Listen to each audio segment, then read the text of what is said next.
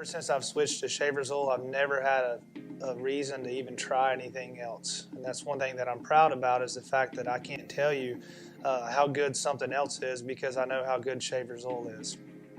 My engine builders, Tony and Glenn Clements, have said about the oil we run. They've told us that out of all the motors that they get and rebuild every year, ours looks the best, and a lot of that has to do with the oil that we run. One of the things that I love about Schaeffer's oil is the fact that all of their reps are out in the field and at the racetracks with us, seeing what all the racers need, seeing what ideas we have or anything that we can improve on.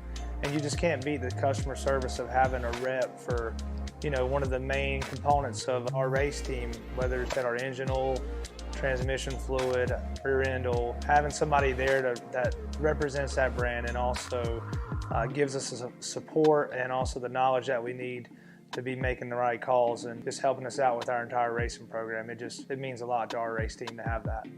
My name's Chris Ferguson, and I drive the number 22 dirt late model. I've been using Schaeffer's oil racing products since 2009. I absolutely have no doubt that we're using the best products that is possible for dirt late model racing.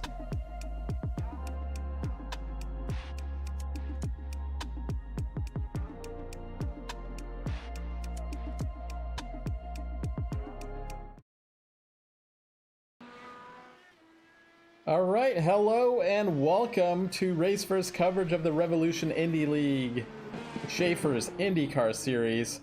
So after a caution-filled race at Michigan that saw Nate Schaeffer victorious, I hear you giggling there, Gary. We move on to something a little different here, Mid-Ohio Sports Car Course. Not seen since the inaugural season here, where we saw series road course ringer Will Zeller take victory, and series champion Caleb Benzie in P2, and Alex Van de Zandt rounding out the podium there. No cautions here tonight. We're going to be set up for about 40 laps, 90 miles. Looks like we are going to have bumping once again here tonight. Only 28 pit stalls here at the Mid-Ohio Sports Car Course, and that is what we'll start. We've got, I believe, about 34 cars qualifying, so this is like the heyday of the IndyCar series, where we've got lots of cars qualifying here. So with that said, we've got our resident IndyCar historian here, Gary Godso. And how's it going, Gary? Well, it's good to be here, and you're right. It's definitely a change of pace.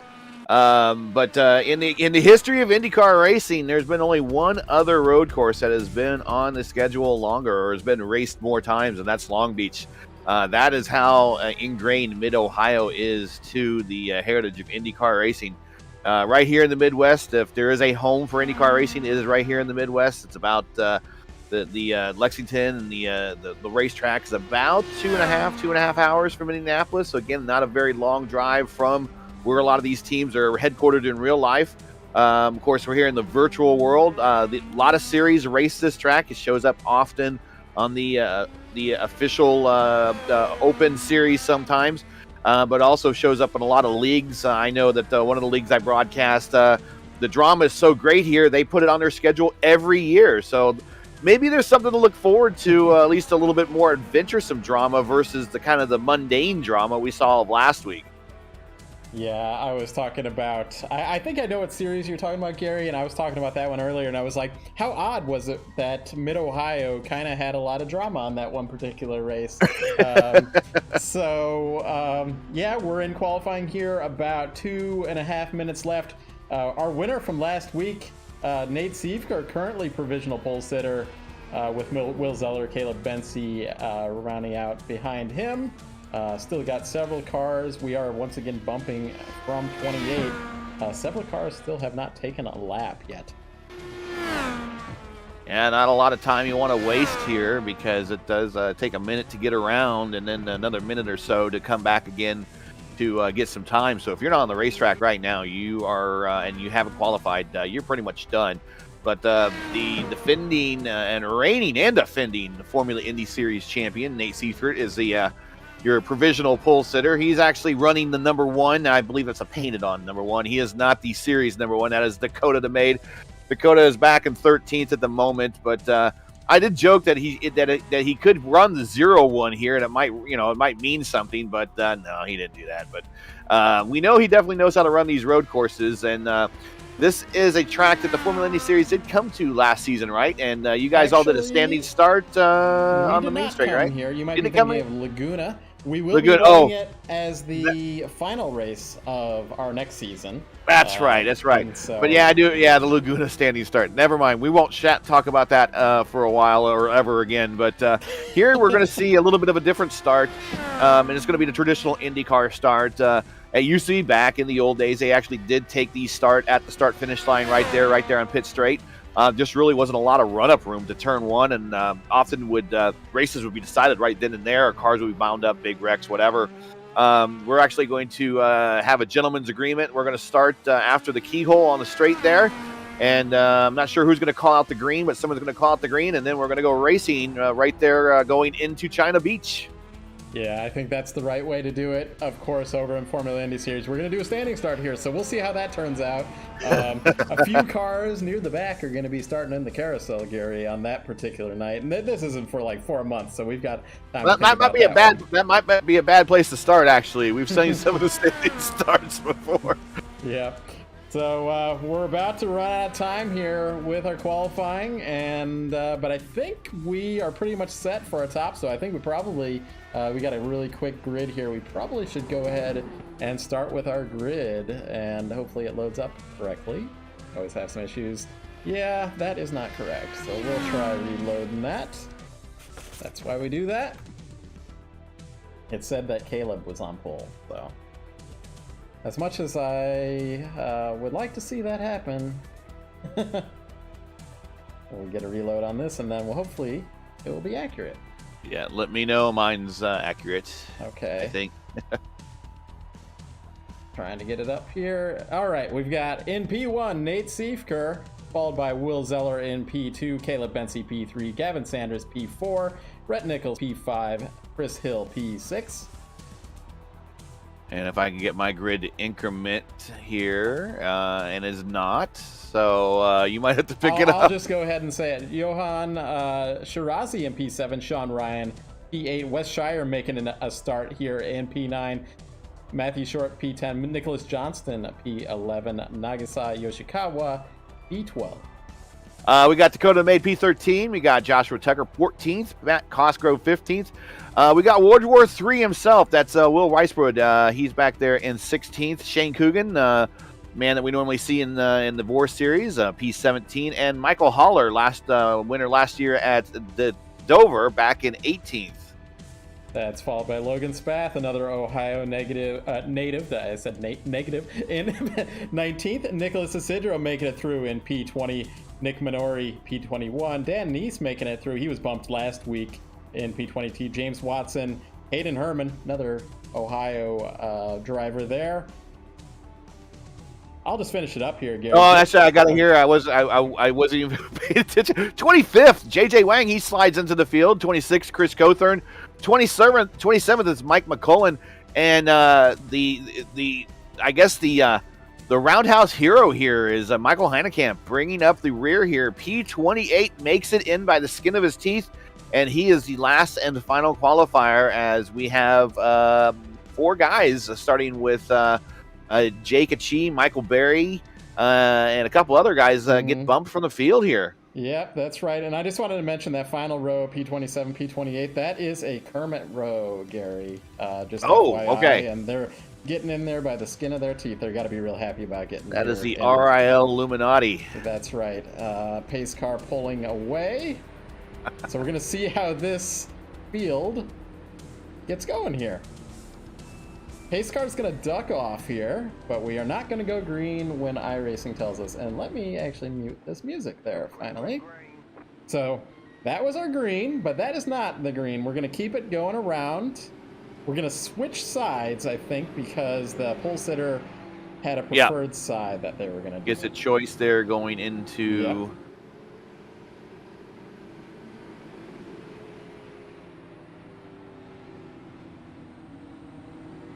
I also wanted to make a mention of Johan Shirazi. Apparently, he eats Cheeto dust. That was mentioned in the chat. So okay, all right. So it is being thrown around. It is. heading through the keyhole. We're about to head green here. They will call it out here momentarily. They are picking up speed a little bit. Picking up speed.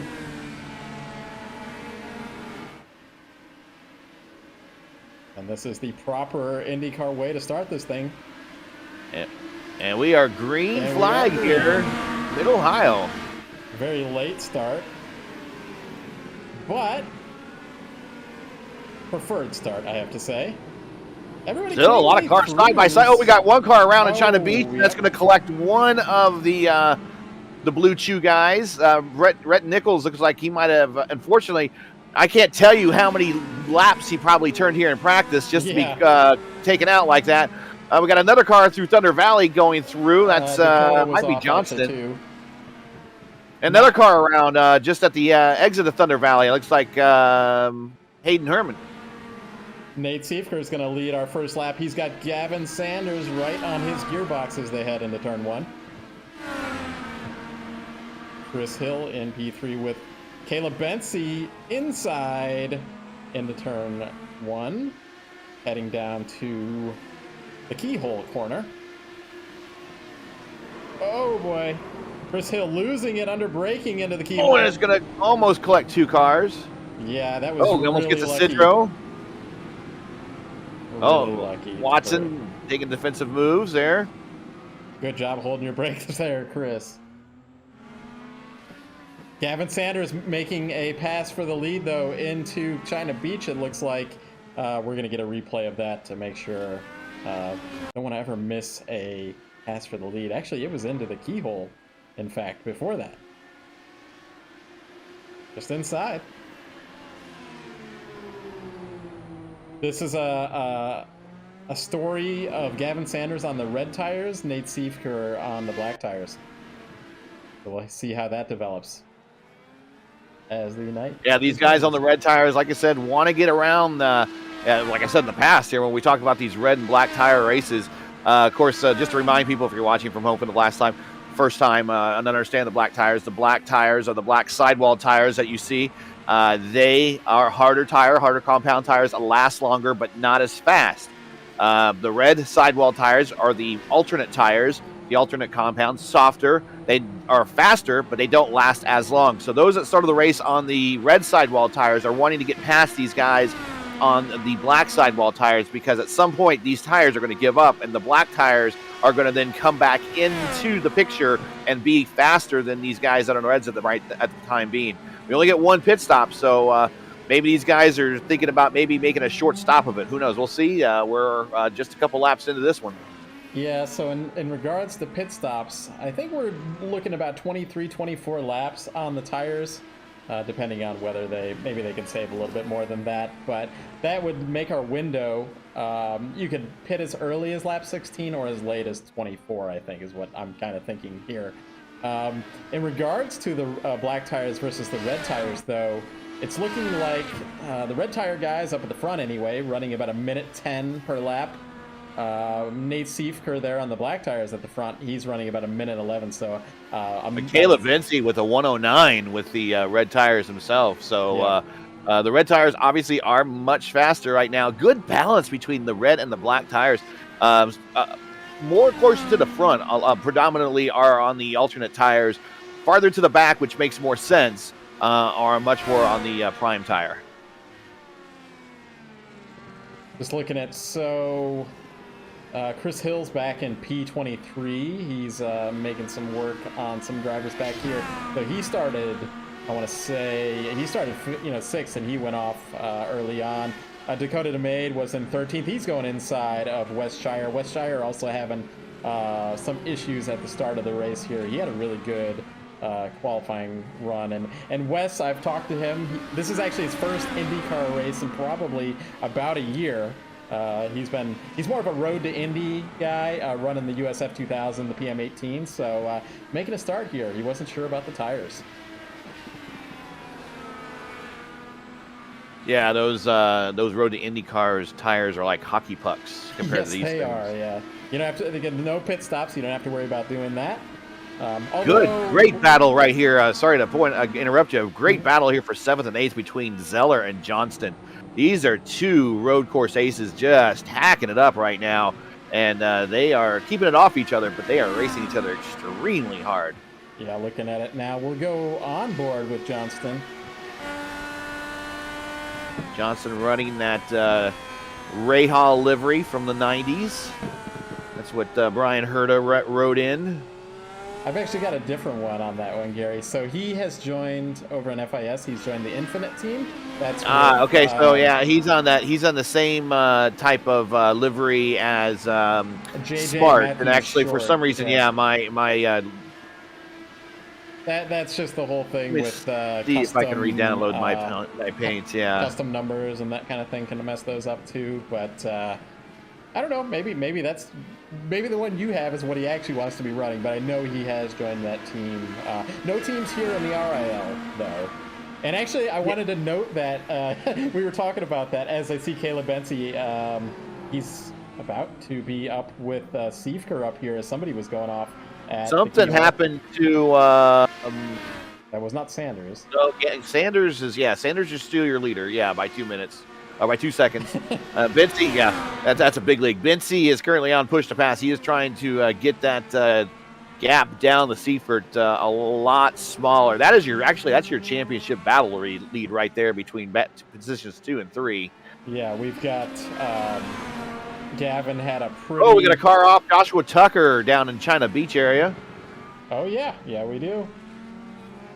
What I was going to mention regarding teams, though, Gary, I was mentioning about this whole thing and how you always mention the teams and everything. And apparently back at that Michigan race, there was specifically said in that voice chat over there, we are not on teams. So there was no letting up on anybody over there last week.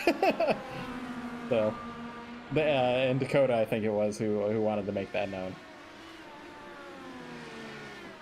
Inside, Caleb, looking into the keyhole. Now, there might be not a team championship, but there are teammates here on the grid, and they can help each other. IndyCar has a much better teammate relationship than Formula One. In Formula One, your teammate is your worst enemy. That's the guy you need to beat on a weekly basis. Here in IndyCar, your teammate, you need... there are successful one-car teams that we've seen in the past, but your most successful IndyCar teams are multi-car teams with multiple teammates, all for one for all, helping each other. So Caleb Bensi getting around Nate. Nate did not fight him hard into the China Beach corner there. He kind of pulled to the side and braked a little early, didn't fight it too hard. With that said, though, Nate's actually picked it up on those black tires. Last lap was 1:10.1, so only about a half a second off those red tires. So those tires are starting to come in to their own there. Looking through the field here, we've got lots of close battles. I see just kind of a train here. We've got Huller and Dan Neese. Just a couple tenths between those drivers. They're both on the reds. Nagasiya Yoshikawa with a great start. He's sitting there in P5. He's got Will Zeller now up on his gearbox. Bit of a battle here for 4th, 5th, and 6th all right together. And another newcomer to the series here in Sean Ryan in the 4th position.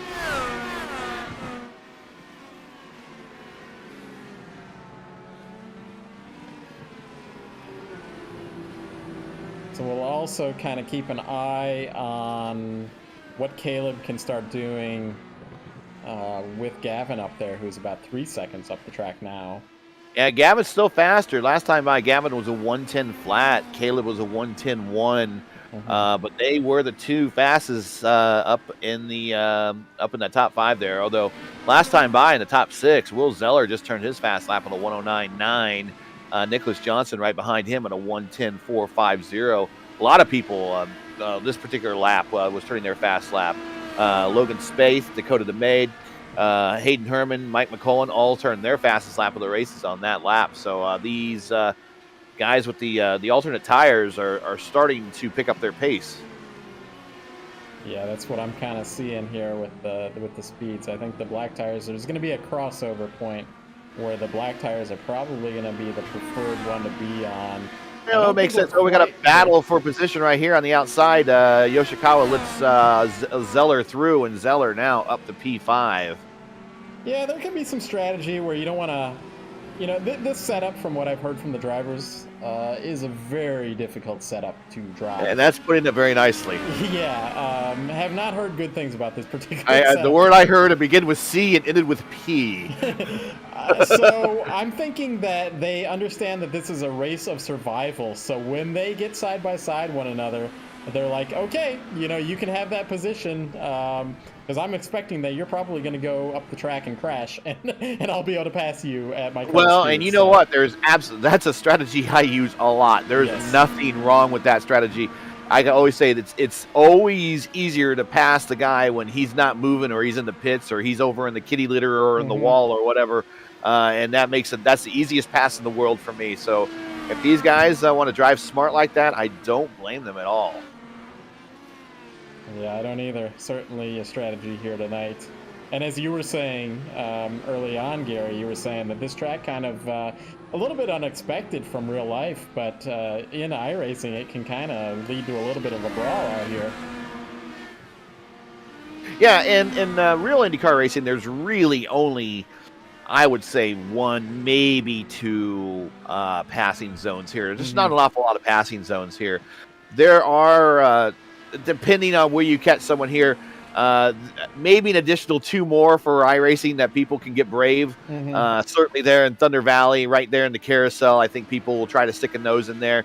Not the smartest places to try to pass people, and that's tend to where the drama tends to pop out from. I know your incident that we were talking about earlier happened right there in Thunder Valley with the guy that was on a hot run, just got underneath you, and it absolutely could not wait until getting to turn one or getting to the keyhole. Exactly. He had to have that position now, and ended up giving you the boot. That's right. I remember that well. Michael Heineken. So this is his first IndyCar start, as far as I understand, here in the series. 7. He ran over in the Turbo Series, running PM18s last season. So a good run here by him. Up 7 spots. Well, now a lot of that is just simply keeping your car clean. That's right. I mean, JJ up here, he's up to 17th. Up 8, yep. Yeah. And then by virtue of just that one little spin, Christopher Hill down 13. It's just because of that spin, nothing else. I will say Hill there did the very gentlemanly thing, and he didn't try to kick it right into gear and try to pull out in front of anybody. So good on him for doing that. And I think that has to do with that he's a really seasoned road racer and has some good etiquette. A lot of other people would probably just kick it right in the first gear, light up the tires, and damn if anyone else is around them when it... Yep.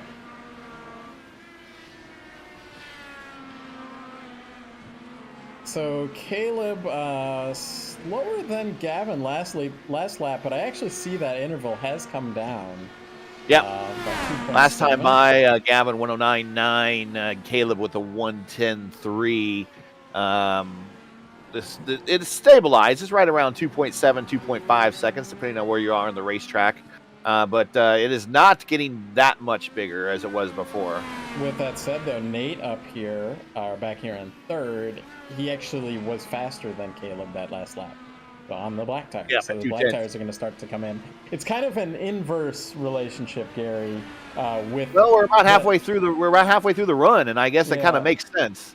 Basically, what I find with the red tires is, they get slower every single lap. They start fast and they get slower every lap. Whereas the black tires speed up every lap just about. So, and kind of they meet in the middle somewhere in there, about halfway through the stint, which we are right about there right now. So.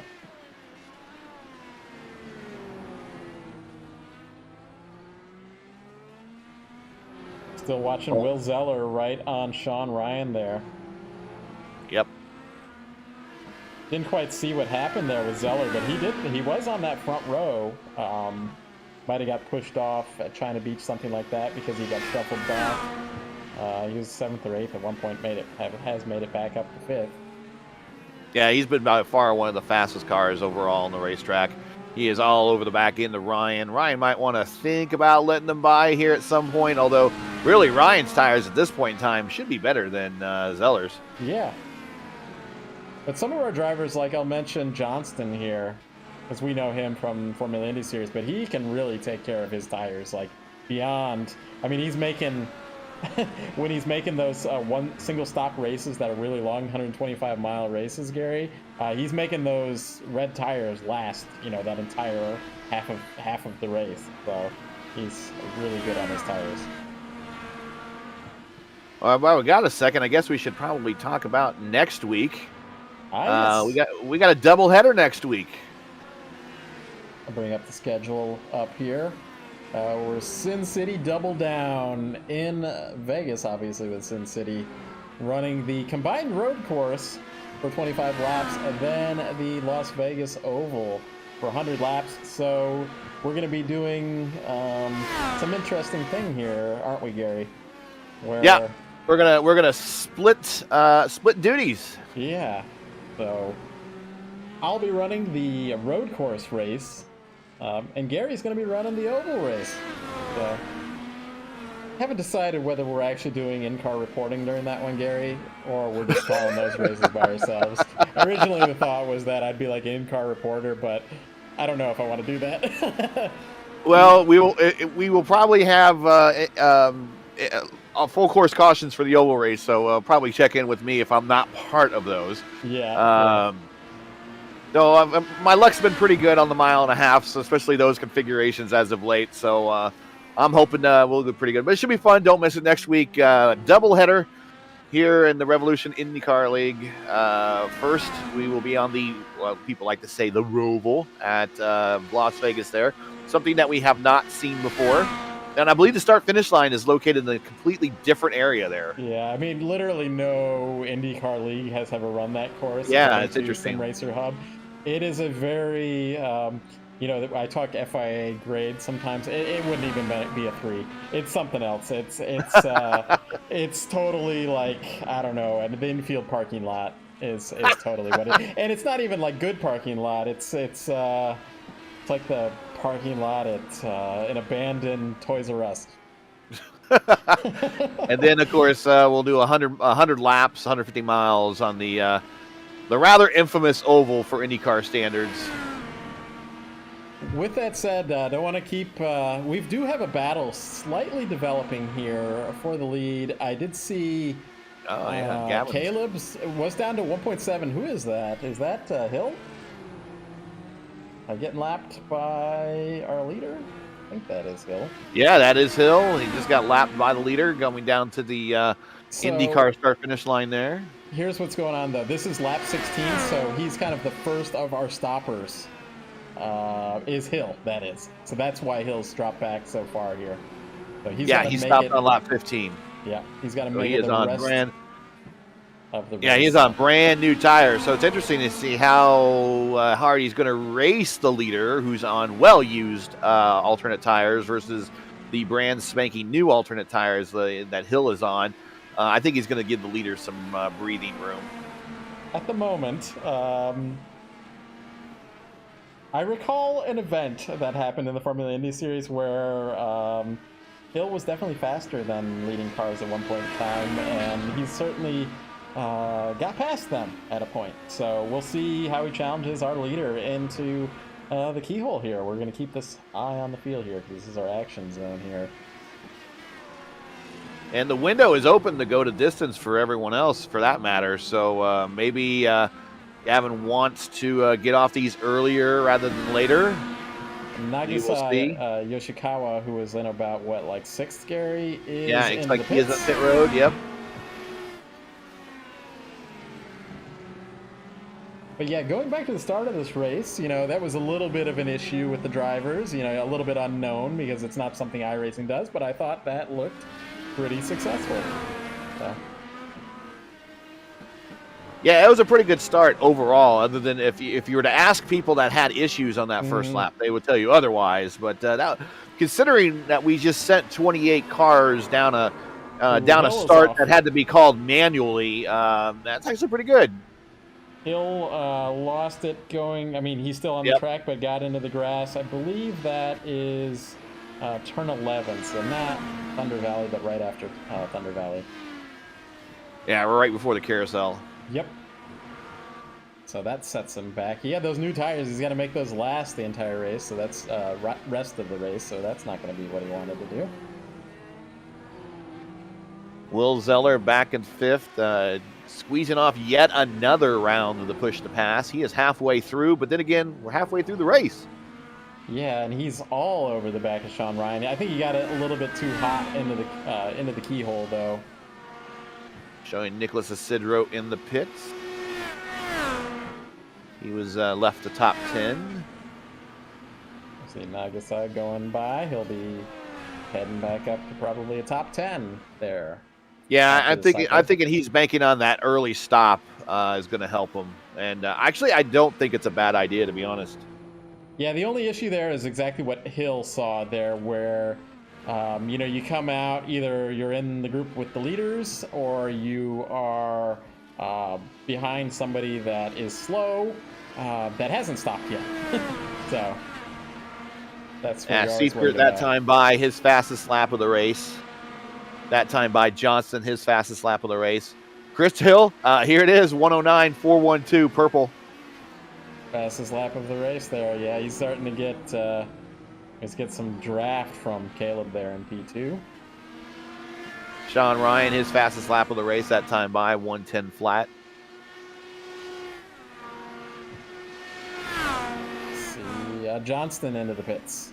So he's going to go red tires to the end now. Yeah, and coming out with them is Michael Haller. Yep. So we'll see when these leaders decide to opt to come in. So we're right at halfway. See if they try to make these tires last all the way to that lap. Between 23 to 25, I guess, is what we're seeing with how early Chris Hill pit there.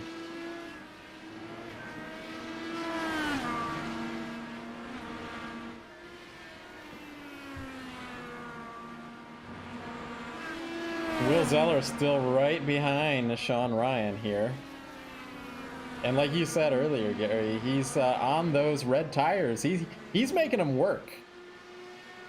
Matthew Short from P9, putting a radio call that he's coming into the pit. So now our top 10, most of our top 10 is now starting the pit. Chris Cothern also coming into pit. I think Chris, we didn't see him last season much, but good to see him back in the series. Yeah, he had a big gain. He was up 13, 14 positions by the time he hit that pit road again, making a benefit of a lot of the mishap that happened on the first couple of laps. But he hit the pit road in the top 10. Just a reminder of the track record and the difference in times that we're looking at here. We're turning laps at Gavin that time by his fastest lap of the race with the 109.722. The fastest IndyCar lap on record here is in the old DW12 set by Will Power, a 105.2600. What was that in 2016, 17? 2016, yep. Yeah, with those. Not just the DW12, I always want to make reference to that, because the DW12 was run with the Dallara kit from 2012 to 2014, but then they had the manufacturer kits from 15 to 17. Yeah. And those were the hyper downforce cars that according to Sebastian Bourdais, I remember him quoting me, he said back then anyway, they actually had more downforce than Formula One. So and they had more, you could tell they had more downforce even than the old traditional kart cars. Mm-hmm. The kart track record is 106.788 by Juan Pablo Montoya and a 99 Renard. And of course, we know how fast that package was that he had. That's a Renard Firestone Honda. And we know how fast that package is. And for them to be a second off, more than a second off what Will Power was in the newer and would be, I guess now, kind of classified slower car overall, says something about how they had the downforce package working on that one. Yeah, with 200 probably. So you're talking about when Montoya, was it Montoya you said? Yeah. So he'd have had 900 some maybe plus horsepower in that car, whereas here in IndyCar with that Will Power lap, that's probably only about 700, a couple hundred horsepower less, but still faster with all that downforce. Juan Montoya won the race that year. Zeller getting around Sean Ryan there into China Beach. We just missed it. I'm going to get a replay of it. Actually, he made it, and I said this earlier, he made it actually happen into, oh, it was before that. Okay. Yeah, it must have been much earlier because I thought it was into the keyhole or something, but no, he made it around though. Everybody is pitted on the race course except your top 7 and James Watson, who is right in front of your leader there in P9. They have not pitted. Ryan and everyone else has. Sean Ryan is in now. Lap 22. Your leader looking around Watson there in the keyhole. Watson remains wide. Good for him. This is where the leader might think about, if he's starting to get a lot of lap traffic, he might want to pit to, avoid getting slowed down by lap traffic, but it looks like they're working with him pretty well. Yeah, he doesn't really have what I would call slow traffic in front of him. He's got Coogan, what do we got? Shirai? I got to ask him how you say his name. I say it's Shirazi, but... Shirazi, and then Spath, Kother, and Tucker. Those are all cars with some pace, so I don't think there's really much in front of him holding him up. I think the only thing that's really would hold him up is that his tires are 23 laps old. Yeah, and again, we had bumping here, so all these drivers, we kind of... weeded out some of the slower guys through that bumping sequence. Watson moving over for Bincy on the main straight there. Schaeffer going inside of Hill, put him a lap down to at least Schaeffer. He was already a lap down though. But of course, he's going to be getting his lap back after the leader's pit here. Yeah, he will get that back. He'll get a better part of half a lap ahead before leaders come back out. He should be able to hold that off for the remainder of the race unless he has another off. Another statistic we were looking at earlier today was, as Shane Coogan is about to get lapped by Gavin Sanders, but Shane won, and I think you were on the broadcast, Gary, but he won the Detroit doubleheader that we did a couple seasons back. Yep. You remember that one? It was kind of like we were just talking about, race wins that were... kind of surprises, and that was one with Shane winning in Detroit. He won 3 races that season, but Shane's kind of a oval guy, and that's why it was a surprise that he won that at Detroit.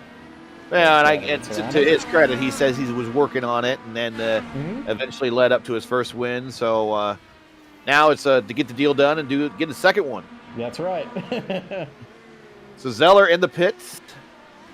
So we'll have to see how he comes out with Sean Ryan there. Let's see where Ryan is. So Ryan's plenty back. Not sure exactly what happened to him. Well, no, okay. Zeller hadn't actually pit. Yeah, he was still going down pit lane. So yeah, Actually, it's a very deceiving pit road here. Much longer than it looks, and he is on the primary tire. I'll go on board with Ryan. Wrong on board there, but yeah, there we go. So Zeller making it out ahead, but now Ryan kind of has the he's got the preferred tire, and also much warmer, as a matter of fact. He's got probably at least got cones in the middle of the straightaway there. Probably a couple turns before those come up the temperature for him, but he's in a danger zone because there he goes right there. He got a little wide, just as I was getting ready to say. Oh, and Ryan gets a little wide too, so I think it's a bit of a reaction to the reaction. So our leaders are pitting as well. Sanders and Bensi. Schaeffer is going to stay out on track and do one more lap, it appears. Quickly say that while we focus on this battle here. But yeah, Gavin is down and away, and he is out in front of Caleb. You could just see Sean Ryan. He took it so deep into that keyhole.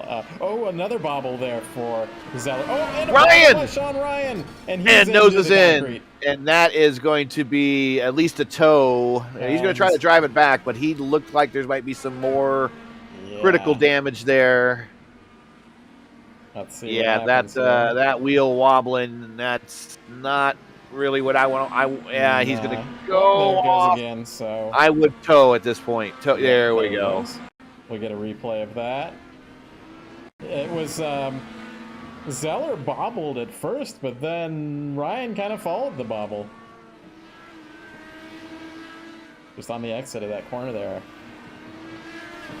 Ooh, yeah. Been there, done that. So. And the leader is in. Nate Schaeffer in. So he'll get that. I'm not 100% sure if he led a lap, but he'll get a lap led there. A He'll get the lap point if he hadn't already. I don't think he did, because I think Gavin got him on that first lap. So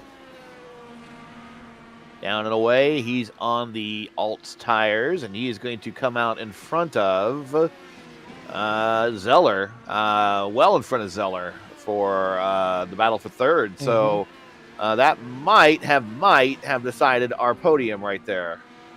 Well, they still got to get another 13 laps plus traffic, that kind of stuff, but you're right. And I see Nicholas Johnston, he's made it up to 5th, so he's got a lot of pace when it comes to the race.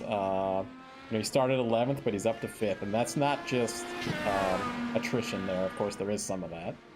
So Holler up 11, Dan Neese up 14, Chris Cothran up 12. Those are the big gainers that are on the racetrack right now.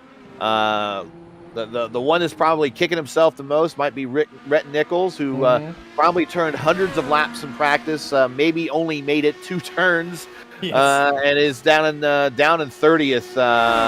Actually, he should be 28th. I'm not sure why he's showing his 30th, but did we have 2 cars maybe start the should have? I'm actually showing him as 28th, so okay, so it might be maybe timing of scoring is messed up a little bit here for me too. But yeah, he's got to be. I know for a while in Discord servers he was like, "Hey, what's everyone doing for times?" And he was hosting sessions, and I knew he was turning probably hundreds of laps here to only make it through a couple corners is most disheartening. I've been there before.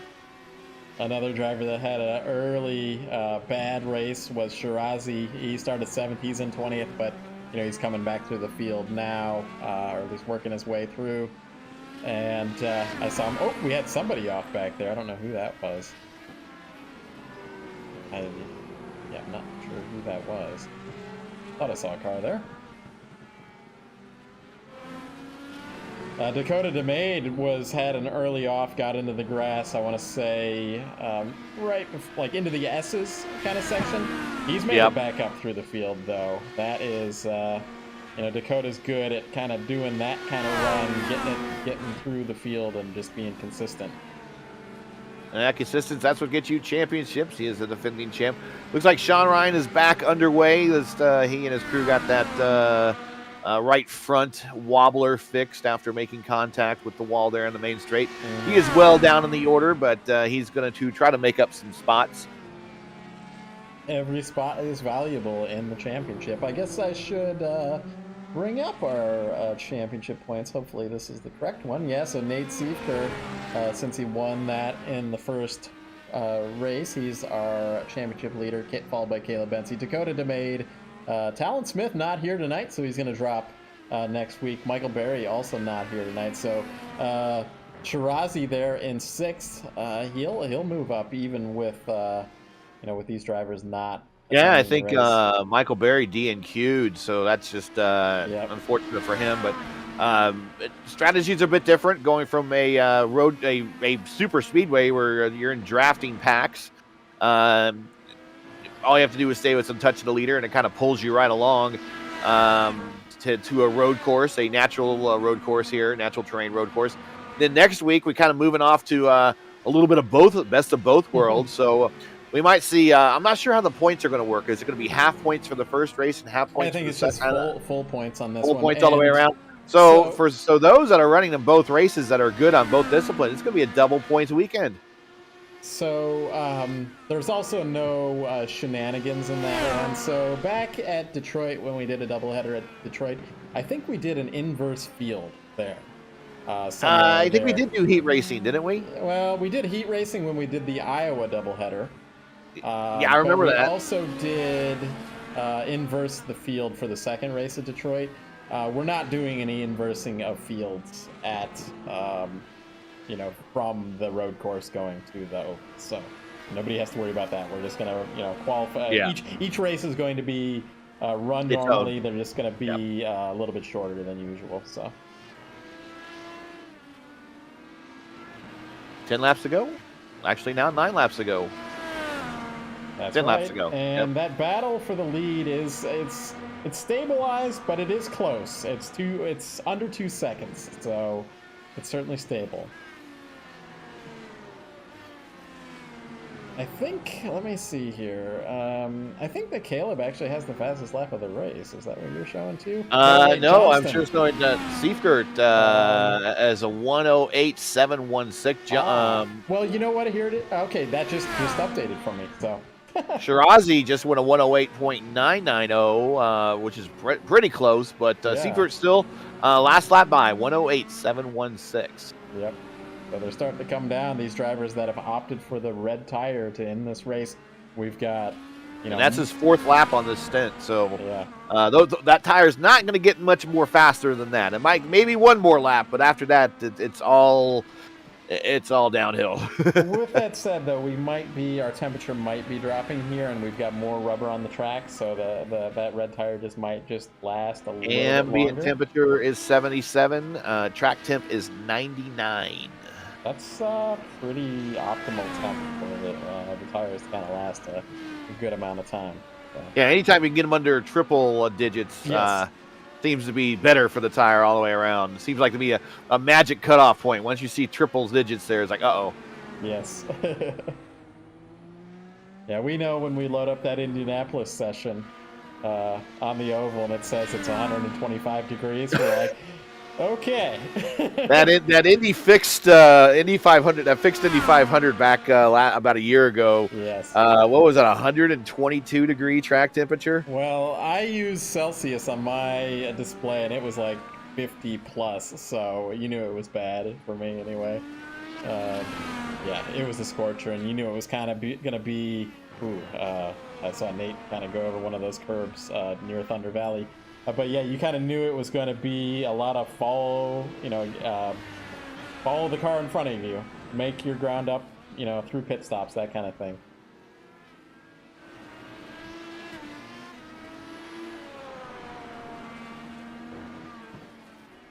I'm going to look through Dan Neese making an inside move, not going to work into China Beach. That was hard fought there. That was on. Yeah, it's a 3-car battle here. Nice, Shire, and Dakota the Maid. This is all for position right here. And these are all on the same compound as well. Yeah, and they all actually. Dan Neese is 11 laps into his current stint. Dakota's 6, as well as Wes. Wes is 6 as well. Wes is in that blue and white car there. Neese is in the black car in the middle, and then Dakota is sporting that Charlie Kimball throwback. Charlie Kimball got his one and only IndyCar win here. That is correct. A couple, I forget what year it is. 2012, I want to say. Well, yeah, I got his one and only win here. Yeah, that was the day where Charlie Kimball was like a racing god on that one. Because so I will tell you, so on that one, those were back in the days, like, where there was almost an inevitable caution every single race. And that was a rare race that went green flag for the entire thing, and so Charlie ran the full green flag run. Johnston around Shire, so we got a 4th car to enter this battle right here. Let's keep the camera here. This is that's what I'm doing. Some good stuff. So just an interesting note though on that, you mentioned it, Gary, but Dan Neese has been out here for 13. He opted to do the early pit stop to get out on these tires. He's on lap 12. Yeah, very early. And Johnston is 4 laps into his current stint too, so he's on the newest of the tires in this group right here, and you could definitely tell he's all over the back end of Dan. Probably gonna get a good run on him here going to the keyhole. We'll check it out here. Yeah, it's really difficult to pass here, but he's got the preferred tire, so I think he's going to make short work of these guys. But you can't drive through them at the same time. So, not that Johnson's going to do that, but you got to make it clean. He's got a run on him right there. They're all on push to pass. Every single one of them in this group is on push to pass. Dakota has 2. Dan has 3. Nicholas has 5. 3 wide going into China Beach, and we have contact. Oh, and that is, it snapped back into place, so it's not day done. Unfortunately, it's just time lost. Yeah, I bet Dakota's not going to be happy about that one. Yeah, that's he said a little something followed by my rear end, and not happy. Yeah. Right now, he might be just best served to kind of just ride it out. I think he has a bit of a pad to Isidro, who is behind him about 2 seconds. So he might maybe just discretion is a better part of valor for the rest of the day. Dan needs big time block at the start-finish line on Johnson. Yeah. I wonder how that's going to pay off. You remember, you get one move and one move only, and then after that, it's a bit of a Pruitt fade there coming into the keyhole. Side by side through the keyhole they go.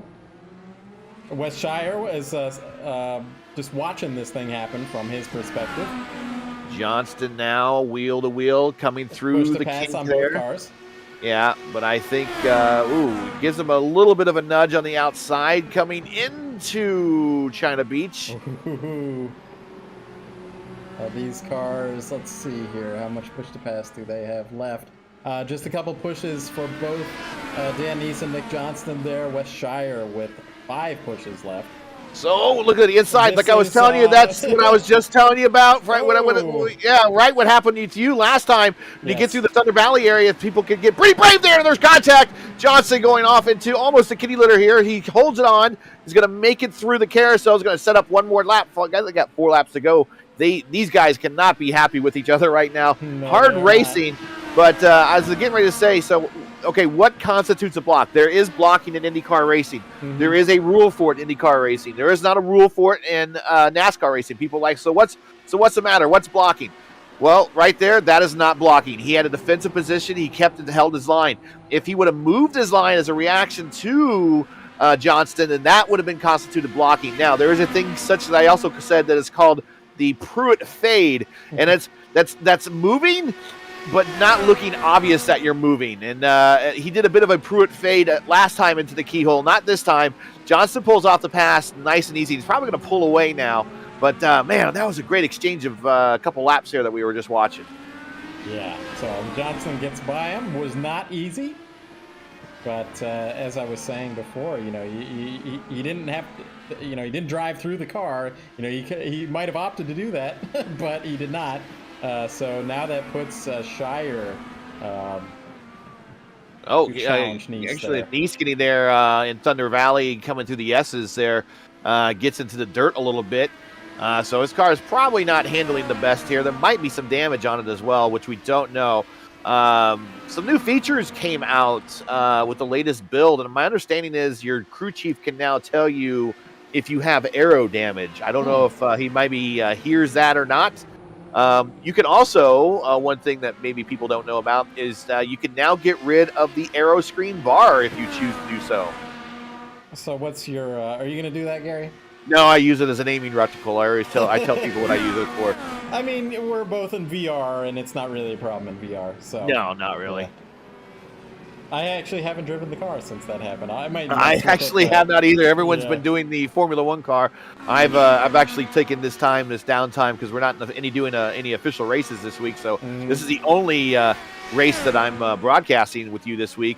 So I take some time to do some maintenance on my machine and everything. So I pulled it out and cleaned it up a little bit. But other than that, I'm not going to do any racing probably till maybe tomorrow. But right here, Nice is having a really hard time. And I'm going to give hats off to Wes Shire for someone that hasn't driven an IndyCar here in a little bit. Talent knows talent, and he's driven the thing up to 10th place. While we were keeping track of all of that, though, we've got a battle developing at the front of the field. Yes, we do. Nate is caught up to Caleb, about a half second back from Caleb. Meanwhile, they are about a second, 1.3 seconds back from Gavin Sanders up there.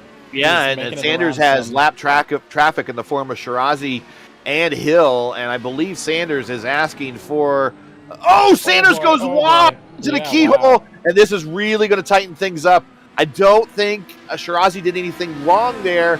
I think that maybe Gavin might have been under a little pressure. We'll see.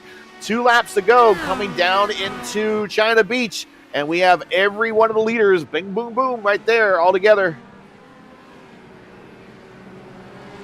And this is, well, it's a mixture of things. Nate Schaeffer on the red tires to the end here. He's caught up. It was like 3 or 4 seconds that he's had to catch up here, but yeah, wow. Yeah, he's still last time by 109.6, 109.4 for Caleb, and a 109.7 for Gavin. That was last time by. All 3 of these leaders really doing comparative laps on different tires. So I think we're coming to the white flag here. This is coming to the white flag. So coming to the white flag, there you see Charlie or whatever we call him right there waving the flag with the Honda and the Honda perch. Power of Dreams. Yep. And this is it. So it looks like the lap cars ahead won't be an issue here. Hopefully not, and if they are, or they think they are, they get out of the way. Oh, Nate is all over the back end of Caleb, and I'm telling you, Gavin's wanting to see this. Everybody's on push to pass. Seifkert's out. He's Winchester. Caleb has 1. Gavin still has 4. And Seifkert's not going to be able to pull off and pull it out here. So he is done with the push to pass, and Caleb has 1 more to go to try to hold off and maybe reel in Gavin. Gavin still has 4. Through Thunder Valley they go. Little twitch from Sanders there, but no harm done. Into the carousel. They're right catching up to the lap cars. 1 more lap and they would have had to deal with That's all right. Several. Oh, check out. We're going to check out. Seifert was right on. He pulls out. Not going to be able to pull it off. And a very workmanlike victory for Gavin Sanders. Started 4th. Finished 1st. I have to imagine Caleb's maybe kicking himself just a little bit. I know he loves this place, but he has to be happy with a podium. Schaeffer, our pole sitter, coming home in 3rd. Will Zeller's going to come home 4th. Now, this is going to pretty much bring the points race to a tie, isn't it? I believe so. There might be some bonus points involved here. Yeah, I don't think because lap, Caleb did not lead, and I think Seifert was on the pole, right? So we're almost at a virtual tie because last week, remember, it was the other way around. Seifert won with Gavin, or with Caleb finishing 2nd, I believe. This time, Caleb actually has a position up on Seifert, so it's almost a virtual tie at the top of the standings. So if you're looking for a interesting points battle, this has started off great this season. Yeah. One thing I wanted to note right at the end there, Haller, man, he finished 5th, having started 18th, and he Plus had battled 13. right to the line there with Nagasa Yoshikawa. So heck of a battle for him. Good on him, yeah. Zeller finishes 4th. Yep.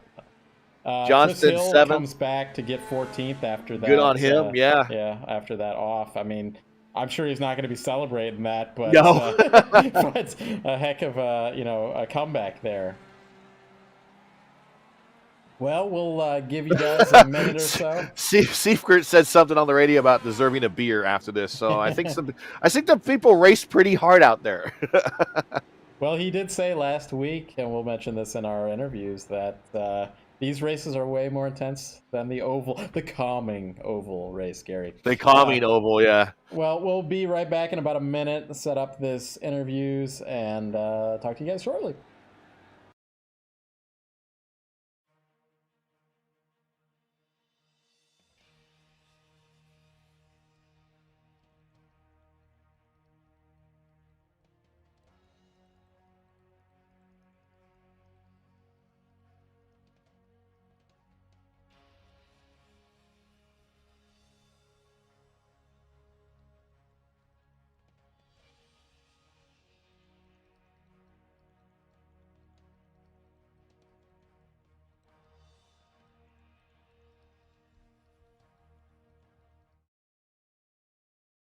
All right, we'll look at who is in the booth. We got Gavin in the booth, so... Nate's there, Caleb's there. Yep. Hey, Gavin, this is Matt and Gary in the booth. Got a copy? Yeah, I got you guys. Well, you started fourth. You made your way up. You made that pass on Nate, and you kind of kept it. Kept that gap up there at the front. It did tighten up near the end, though. Only 8/10 back there, but you had some push to pass if you needed it, still available. But tell me about your race from your perspective. Yeah, no, I think I was really able to get Caleb and I were both able to kind of get the most out of the Reds, and they definitely went the distance, which was kind of surprising at a track like that. But it went well, and then the second stint on the primes, Caleb was able to extract a lot more, and then obviously Nate was hard charging, and I was just like, oh god, like let's end now, like checker please. But no, it ended up being all right. I almost caught myself out in the keyhole with like 2 to go. I was getting ready to ask about that. Was that a moment of a loss of focus or what? No, I think I just snagged a wheel, and then yeah, I really lucky. I think I ran over like a pixel of grass and got away with it. So all right, yeah, something else. But yeah, no, overall solid night, and get some good points and get out of here. Yeah, after last week, not the best run at Michigan. Obviously, having some issues, but you're back here, on the win, and you're gonna have some good points there. Yeah, I'm looking forward to the rest of the season. Hey, Las Vegas doubleheader. Yeah, tell me, have you driven the Roval or it's called what do they call it? Las Vegas Combined, I believe is what it's called. I actually could not find where the track goes. I think I did it when not this iRacing update, but one of the prior ones, and I literally could not find the corners. So it'll be interesting, I think. Yeah, I did the same thing. It was at Auto Club Competition, which is actually a much better circuit. But yeah, I was like totally turning wrong on the the corner that wasn't actually supposed to be the corner that I was turning on. But yeah, same thing at the Las Vegas Roval. It will be. I explained it to Gary earlier. Yeah, it's very bumpy. I explained it that the interior is kind of like a Toys R Us abandoned Toys R Us parking lot. Very dirty. Yeah. Definitely abandoned. No love for that that parking lot. There is no love for that parking lot. Hey, it wouldn't be the first time they raced some parking lots in Las Vegas. So oh my god, this is true. This is quite true. Yes. I think there was 60 billion go-kart races in all of the Las Vegas parking lots over the past month. So. Yeah. Well, we'll see you then. Any other thoughts, like sponsors, that kind of thing, though? Big shout out to VOR and Gary. Shout out to Fat Bastard Burrito, Alpine Stars, Stilo, Braden Motorsports, and I think that's everyone. And you, Matt, for letting me be in your Discord. That's fun. Well, you can thank Dakota for that one. But yeah, we're always welcome to have you. All right, you take care. I appreciate it. Yep. You guys too. All right, take care. We'll talk to you next week, probably. Sounds good. Got some working agreements going on here, yes. So that's exactly right. So Caleb up in the booth, home track, maybe not quite the top step of the podium that you wanted, but a solid race here. Hopefully we got a copy with him though. Yeah, I got you. All right, there he is. Well, I already said what I was going to say, but tell me about your race from your perspective. Yeah, that was a pretty exhausting race. Yeah, a bit of a wild start. Being on the outside definitely didn't help at all. But and then there were some questionable moves there at the start, and they got checked up, and then I don't know, then a couple other mistakes I saw coming, thankfully, and didn't get caught up in that, but kind of slowed me down, so I was kind of playing catch up from there on out. But had pretty good pace on the reds, not so much on the blacks, but yeah, it was just exhausting. So the setup was obviously not very driver friendly. So you really had to ring it for speed, and I mean there was turn 1 and turn 11 in particular. I mean I was turning right all the way out of both those corners. Like they were very, very sketchy. So just hanging on to that for 40 laps and trying to keep up pace was definitely pretty tiring. I did see one moment when you were battling with Chris Hill early on. Did you see him kind of lose the rear end? So I did not. So I did not, but I knew that he was going to try and outbrake himself. So, thankfully, I literally gave him the entire track. By the way, he really wasn't giving it up into the corner. I knew he was going to do that. So yeah, it was. I've seen that happen so many times, and it can collect other cars in the process. Luckily, it did not. But that's if how you I had was. seen it, it'd have been big time Code Brown moment. So that's exactly how it was killed last time I raced here in the league. So I mean, it's an awkward corner, and if people are coming in late on the not optimal line, I'm just expecting them to outbrake themselves and wreck. So thankfully, with the brake bias so far back as well. So it's lose the rear end. Exactly. So thankfully, I very much anticipated that and was able to get away from that one unscathed because it was definitely pretty hairy there for the first couple laps. Yeah. Well, Nate finished behind you, but he was on pole, so he had a sketchy beginning, and you guys did a different strategy than he did. You guys were all able to get around him, and that kind of ended up being the preferred strategy. It looks like with what you and Gavin did. Yeah, I think his might have worked, but he stretched his blacks longer than he stretched his reds. Mm-hmm. So if he would have gone to the reds quicker, his pace was a lot better than us on the blacks at the end. So if he would have had more laps, I think he might have gotten us another 10 more laps, probably. Yeah. So those blacks were, they were just all around slower and just as sketchy. So they were pretty tough, but definitely happy to hang on the second.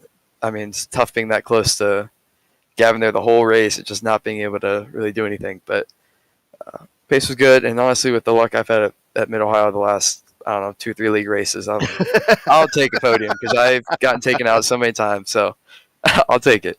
Yeah, I do recall a couple of those because we won't mention leagues, but tough race in some of those ones. But good to see you back on the podium here. Hey, the next week though, we're going to doubleheader in Vegas with the road course. I think it's called Combined. Any thoughts going there? I think you said something about you did a few laps of practice at least. Yeah, I only did 3 or 4 laps, but I'm very excited for the Roval part, not so much the oval part. So, come on. It's just going to be a tighter version of Michigan, and Michigan was all over the place. So, I don't know. My expectations aren't very high for that one, but the Roval is not meant for IndyCars at all. But I think that makes it fun because it's fast and kind of technical. So I think it's going to be a fun race. Long straightaway. Counting for the oval. So I'm looking forward to that. I need to send Gary the video. I made a little video where I drove around just with TV1 camera to show him a preview of the course.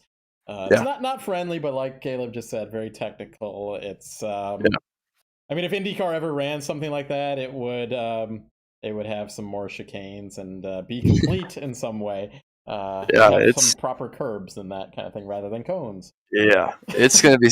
You're literally driving between 2 cement walls with an open cement gate back onto the oval and into the oval part. So it's going to be interesting. I think it'll be fun. Yeah, it will be fun. Hey, so you got some sponsors on the side of the car there. You can talk about them. You're in Ohio, so you probably talk about one of them more than you. Yeah. Only an hour and a half from Mid Ohio. Definitely Fawn and Fanny on the car. Perfect for Christmas. Gift ideas for guys and girls. Custom body care. Tons of stuff online at fawnandfanny.com. So definitely check them out. And thanks to you guys as well for putting on a great broadcast as always. And I know there's quite a few family and friends watching. All the locals. So NC as I call them. Yeah, there you go. Hopefully they're coming out in full force tonight. But that was definitely a fun race and glad to get a podium. Sounds good. Well, we'll see you next week at Vegas for the Sin City, I believe, doubleheader is what it's called, something like that. Yep. All right, we'll see you then, Caleb. Thank you, guys. See you. Yep. We'll get them through the oval portion. No problem. All right, we're gonna bring up Nate here. Hey, Nate. This is Matt and Gary in the booth. Got a copy? Yeah, I do. Well, so you told us last week that win was very calming. Now, this race you said was a little bit more, just the road courses races were more intense. So you had the pole, finished third here. Still on the podium, though. I think you're going to be championship points leader. Should barely be, yeah, just barely still. with the extra bonus points. So yeah. Tell me about your race from your perspective. Yeah, getting the pole is great and all. I didn't realize until we were gridding up, but we had the free tire choice basically. So I went ahead and I went with the blacks, to kind of go oppo of everybody else really, because I thought that might be the way to go. Go along in the blacks and then blitz it on the reds. And I knew I was going to lose some positions. There was no point in fighting Gavin. Gavin was way quicker than me. And then when Caleb got by me, we were just losing time. And I was trying to maximize, race time. So I let, Caleb go. Hindsight 2020, I probably shouldn't have let Caleb go. I probably shouldn't have let Gavin go either. But that's kind of that. When hindsight's 2020, that right now thinking about it, that was probably still the best way to go. The Reds performed better than I thought they were going to. The Reds for Gavin and Caleb, they hung on quite well compared to my blacks with them. I was pretty close to them on pace, but I figured in the last 5 or 6 laps they would fall off and I'd catch up to them, and that didn't happen. So I knew when I went in the Reds I'd have a pace advantage initially, but I knew their blacks from when I drove, they're still going to have plenty of pace in them, so I knew I had to get the time when I did. And really, Mid-Ohio is such a terrible track to pass on, so I knew it was going to be a terrible pass. But I gave it everything to try. And the other day, I think if I had maybe 3 more laps, I may have been able to work something. But the track makes it hard to pass, and it is what it is tonight, I guess. Yeah, this is just kind of, over in, say, Formula Indy series, we run some of those Formula 1 courses a little bit easier to pass over there. But we get to these IndyCar, say, Laguna Seca and, Mid-Ohio and maybe even Barber. It becomes a lot more difficult to pass, doesn't it? And, Mid-Ohio is one of those. But they somehow do it, and you guys did it. It was good seeing you. You came out of the pits. You were like 3 or 4 seconds back, but you just put down some laps. And before we know it, we were focused on another battle. And I was like, hey, Gary, we got a battle for the lead up here. So, so it was exciting end of the race. Really fun watching you. Next week, we're going to Las Vegas, though, for a doubleheader. Las Vegas combined course, I believe is what it's called. Followed by the Oval. Any thoughts going? Did you say something about?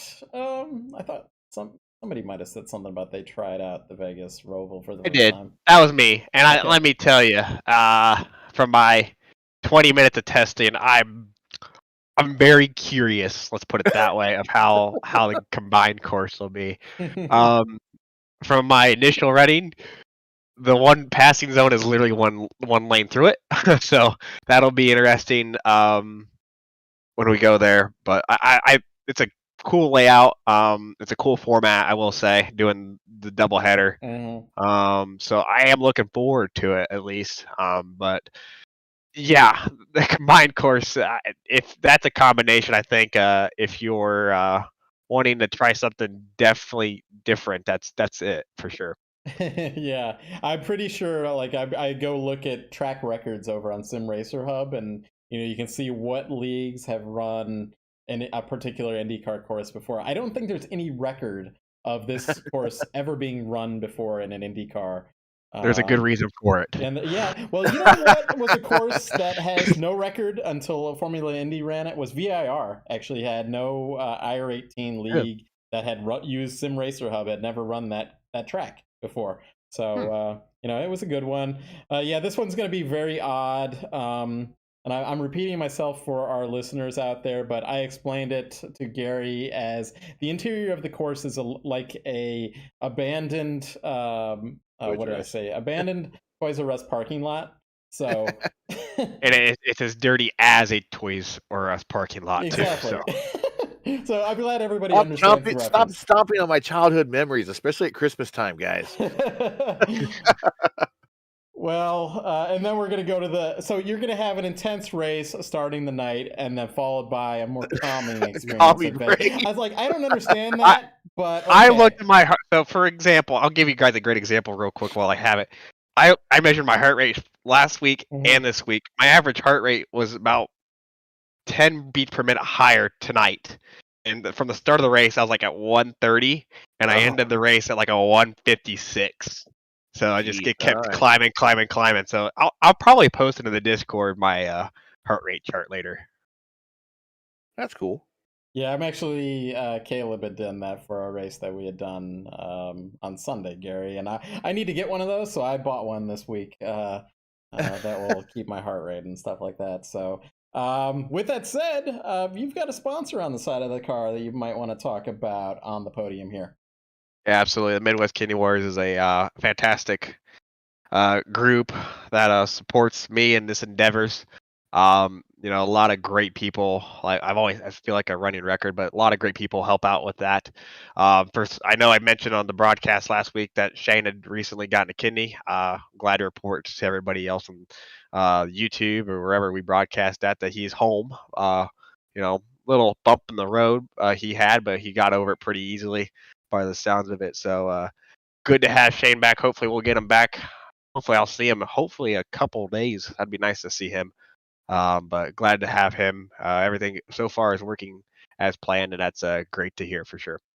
Excellent news. We're rooting for him out there, and it's great having that on the side of your car here. So I think we've covered everything. Next week's race, sponsors, and I'm sure we're going to be seeing you. Pretty good chance we'll see you on the podium at one of those races, if not both. So We'll do our best. Yeah. All right. Well, it's Vegas, so could be a roulette table. So there's also a chance you might not be on the podium. Yeah, I go for the double zeros most of the times. So sometimes I hit. Sounds good. Well, great run. Great pole lap. We'll talk to you next week, hopefully. Thanks, Matt. Thanks, Yep. Jared. So we got the points, and the points are Nate does lead by 4 over Caleb, 88 to 84. That is the main battle. Gavin is now third, 30 points behind with 58. Actually, there's a tie for third between himself and Zeller. Defending champ Dakota DeMade is sitting there in 4th or 5th, depending on how you want to look at the standings. 31 points behind, just 1 point behind the guys tied for third. So that's still a tight point situation, and that has just been updated, so that's good to know. But I'm looking forward to next week. I will actually be driving the Schaeffer's car. So I'll have the Schaeffer sponsorship as primary sponsor on my car, and I'll be looking to work with Dakota and Caleb and see what we can do about maybe getting a race first 1, 2, 3. We'll see. Well, that's the thing, Gary. I don't think they want to work with you. Well, the last time I think the last 2 times that I raced at these style tracks, I beat Dakota. So maybe he doesn't. I don't know.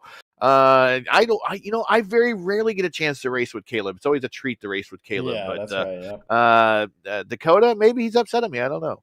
I don't think it has anything to do with you, Gary. It's something about no teams, and they want to make sure there's no teams or something like that. Yeah, whatever. So, that's what they said anyway. All right. Well, I'm going to be running the road course there. I have no idea what to expect from that one. Just finishing sounds like it's probably part of the deal there. Yeah. Just finish.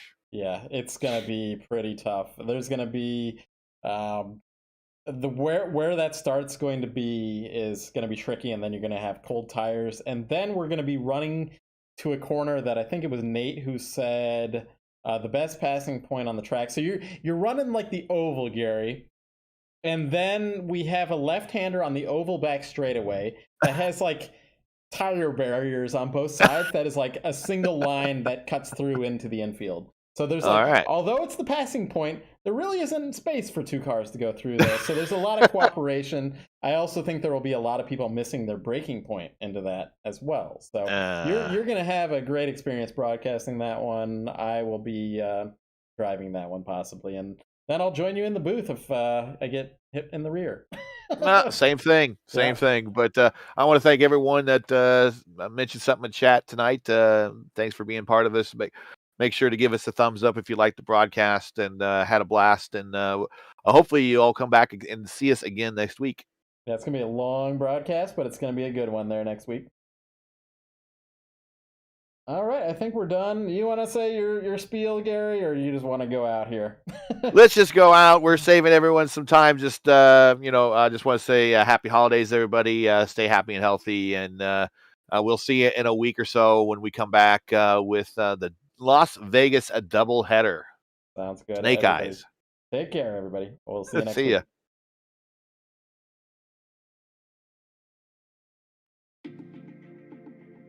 Ever since I've switched to Schaeffer's oil, I've never had a reason to even try anything else. And that's one thing that I'm proud about, is the fact that I can't tell you how good something else is, because I know how good Schaeffer's oil is.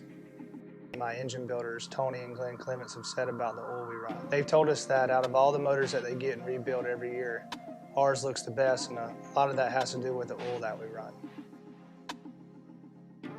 One of the things that I love about Schaeffer's oil is the fact that all of their reps are out in the field and at the racetracks with us, seeing what all the racers need, seeing what ideas we have or anything that we can improve on. And you just can't beat the customer service of having a rep for, one of the main components of our race team, whether it's at our engine oil, transmission fluid, rear end oil, having somebody there that represents that brand and also gives us support and also the knowledge that we need to be making the right calls and just helping us out with our entire racing program. It means a lot to our race team to have that.